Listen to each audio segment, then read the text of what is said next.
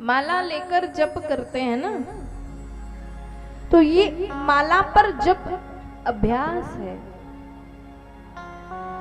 माला लेकर और माला को गिनकर जप करना एक अभ्यास है। आज मेरी इतनी माला हो गई, कल मेरी इतनी माला हो गई, ये तो केवल अभ्यास है। जब सफल कब होगा? जब यही माला मन के माला में चलने लगे, मन के मोती में चलने लगे, श्वास श्वास में भगवान का नाम स्वतः चलने लगे।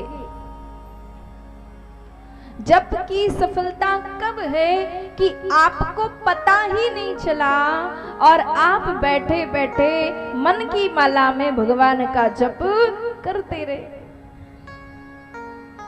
सुखदेव जी भी यही ये बात कह रहे हैं कि श्वास श्वास में कृष्ण भजी, क्योंकि पता नहीं है कि कब ये श्वास जब अंदर गई तो बाहर आएगी कि नहीं, किसी को नहीं पता। इसलिए करते रहो, रिटर्न करते रहो। परीक्षित जी ने कहा मन लगता नहीं है, मन की माला में जब कैसे करें? माला लेकर जब बैठते हैं ना, तो संसार भर के हजारों विचार मस्तिष्क में आते हैं। अब ये करना है, अब वो करना है, अब ये कार्य, अब वो कार्य। तो जब करते करते भी मस्तिष्क में उन विचारों का स्मरण होता रहता है, और जब से ध्यान उन विचारों पर चला जाता है, क्या तो फिर क्या करें?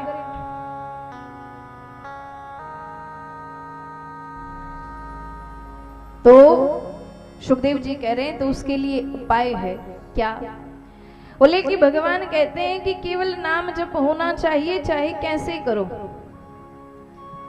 सोते जागते उठते बैठते आते जाते जहां हो जाए, किसी भी कार्य को करते करते भी हो जाए, बस जप होना चाहिए, नाम होना चाहिए, स्मरण भगवान का बना। अच्छा, एक बार जप नहीं भी कर पा रहे, मंत्र का जाप नहीं भी कर पा रहे हैं, जो वेद प्रकाशित मंत्र हैं उन मंत्रों का जाप शुद्ध शरीर की शुद्धि वाली परिस्थिति में ही किया जा सकता है।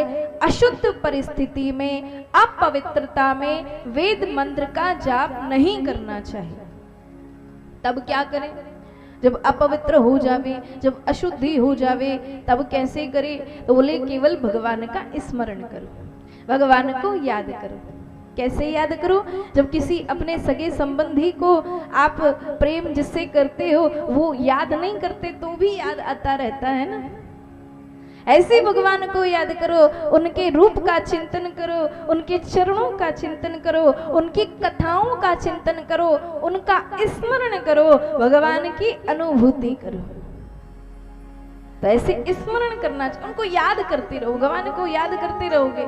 अच्छा, एक बात देखना कभी, ये तो प्रमाणित है, हमारे जीवन की भी प्रमाणित है। जब कोई हमें याद करता है तो उसकी बहुत ज्यादा याद हमें स्वतः आने लग जाती है, अपने आप आने लग जाती है। कोई मन से सच्चे हृदय से यदि हमें याद करे, चाहे वो हजारों किलोमीटर दूर बैठा हो, और यदि वो हृदय से सच्चे मन से याद करेगा तो कहीं ना कहीं चित्त में उसका स्मरण हमें बार बार आने लग जाता है। तो ऐसे जब हम भगवान को याद करते हैं, परमात्मा को याद करते हैं ना, तो उन्हें भी हमारा स्मरण होता है। तो जब हृदय से याद करोगे, सच्चे प्रेम से याद करोगे, तो परमात्मा निश्चित ही उनकी अनुभूति हमें होती, एक क्षण की देर नहीं लगती, परमात्मा हमारे पास में उपस्थित होते हैं। तो जब जप नहीं कर पाओ तो क्या करो? स्मरण करो, उनकी याद बनी रहे। और संसार के कार्य हैं, अब बोले घर के कामों को छोड़ दें क्या? दिन भर माला लेकर बैठे रहें, जप करते रहें, ऐसा तो संभव नहीं है। तो सुखदेव जी क्या कहते हैं? गोस्वामी जी महाराज ने भी लिखा, कर से कर्म करें बेधिना, मन राखहु जहाँ कृपा निधान। कर से कर्म करम विधि नाना, और मन राखो जहाँ कृपा निधाना। अपने हाथों से संसार के कार्यों को करते रहिए और मन को वहां रखिए जहां कृपा निधान है, जहां भगवान है। ऐसे जब करो। और परीक्षित जी कहने लगे फिर भी मन लगता नहीं है। अच्छा सुखदेव जी, आपने ये कहा कि वेद मंत्र का जाप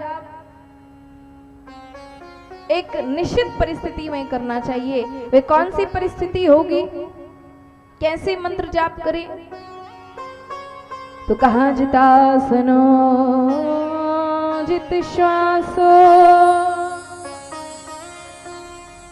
जित संगो जितेन्द्रियः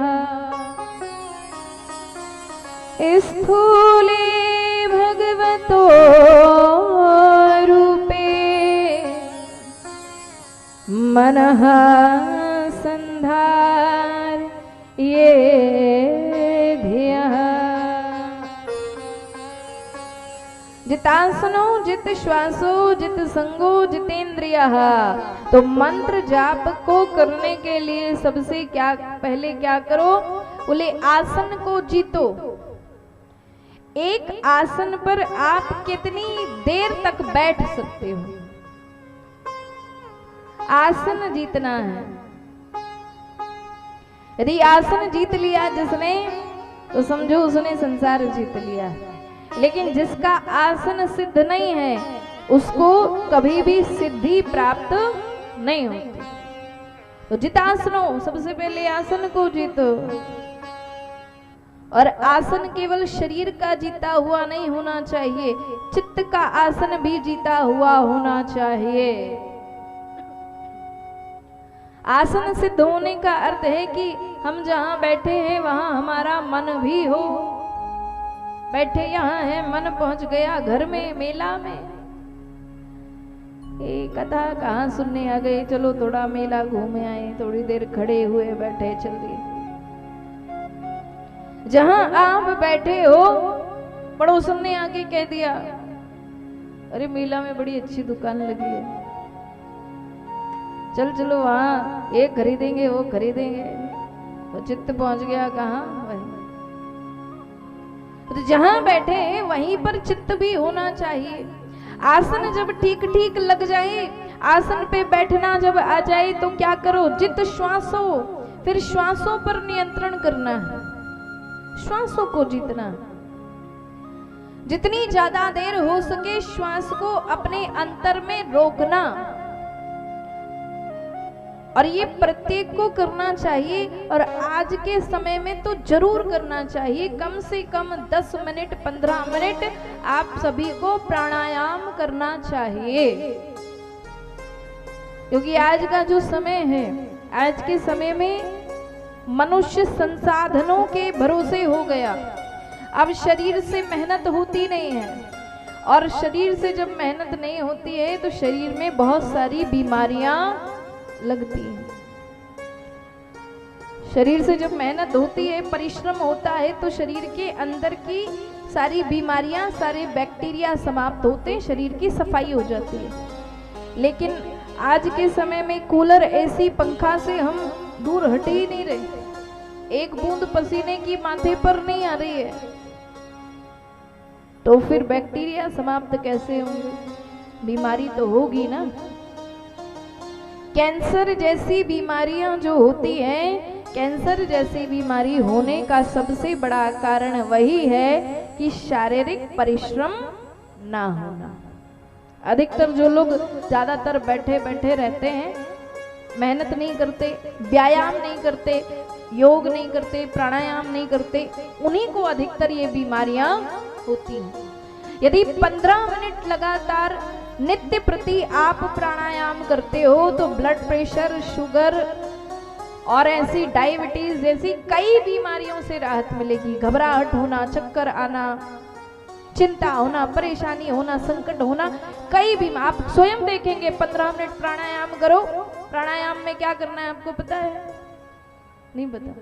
श्वास को अंदर रोकना है, जितनी ज्यादा देर रोक सको। ऐसा नहीं कि सांस रोक ली और प्राण निकल गए, बोलो वृंदावन बिहारी लाल की। जितनी क्षमता है धीरे धीरे क्षमता बढ़ेगी, है ना। श्वास को अंदर रोकना है, बाहर छोड़ना है, फिर श्वास को अंदर रोकना है। तो जित श्वासों पर नियंत्रण करना है, श्वासों को जीतना है।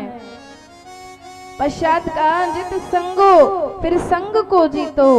संग को जीतने का मतलब है कि आपके साथ में आपका मन भी होना चाहिए, मन भी संग होना चाहिए।